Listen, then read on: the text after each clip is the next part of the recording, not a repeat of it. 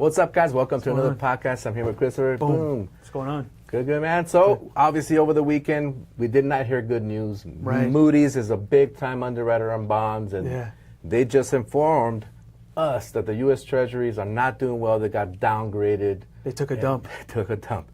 So, big time, because they just informed us that because of the debt that we're trying to overtake with Trump wanting to take a big tax cut, they don't feel comfortable that we're going to be able to provide enough funds to be able to cover those bonds over the next 10 years. Wow. And we were talking about it, Edgar, so let's tell the audience, like, how does that affect the real estate industry and the economy in itself? So mortgage bonds are backed by treasuries. So treasuries, for the most part, need to be stable enough for investors to be able to invest in them long term. So when we see the 10-year fluctuate, it's not 100%, but they're very, very close to what mortgage bonds also track.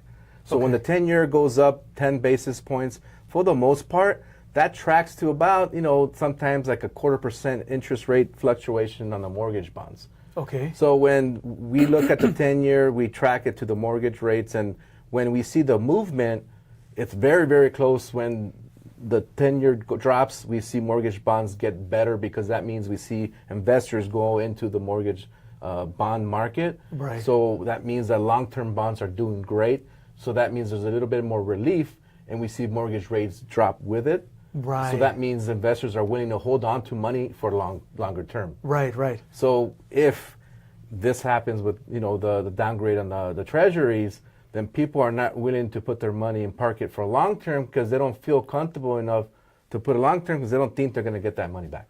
Right. And then we were talking about it. This is the first time in a long time. That. So let's just say, in a way, what would happen if the U.S. goes bankrupt? Is that a possibility? Yeah. I mean, it's not a possibility, but there's always that fear that could happen. Yeah.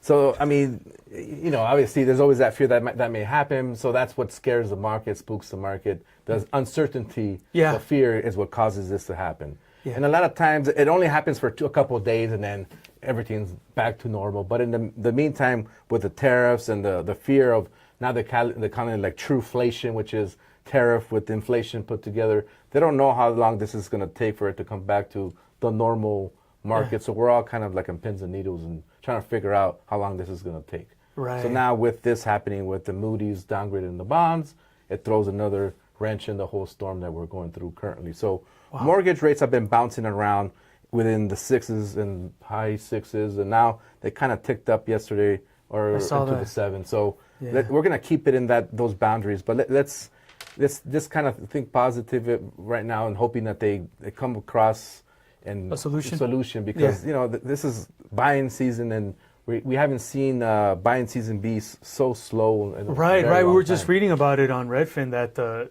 it's, and I think all around it, from talking to other realtors and yourself and even myself, it has gone a little bit slow. Yeah, and we've actually had reports that it's been the opposite for new builds because they've been throwing some huge incentives. Yeah. Oh, I've seen them. Yeah. But they were smart because they've been thinking about this, and we've been talking about this. Yeah. Because they've been throwing some big incentives. They've been offering $50,000 to be able to do buy downs and all that good stuff. The 1, 2, and then final. Which I'll be honest with you, this is something that we've been talking about to do anyways, doing buy downs, because they obviously believe what I believe and others believe, that rates are high temporarily. They are going to come down. You're going to be able to refinance in the near future. So it's just some kind of weird situation that we're going through right now. And too, I think as inventory goes up and prices come down, I think sellers are going to be more inclined to reduce prices.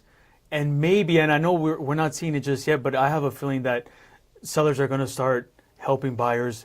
But I think that's maybe within the next 18 to 24 months. Or again, be your mini builder too. If I were a seller, I'd be saying, hey, look, maybe I'm not going to reduce, but offer your own big incentives for buyers.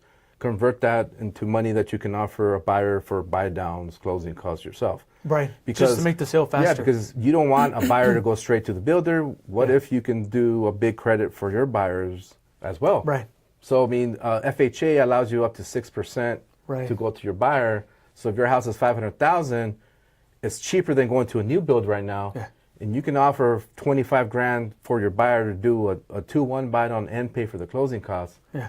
then me as a seller, rather than reduce your house to 475,000, it's going to appraise at 500. Give it to your buyer to buy your house. So right, that's me. I think it's case by case. Yeah, I mean, because we're seeing houses on the market a lot longer. So just create your own little activity yourself. So if you want to reach out to him and I, we create some activity for you.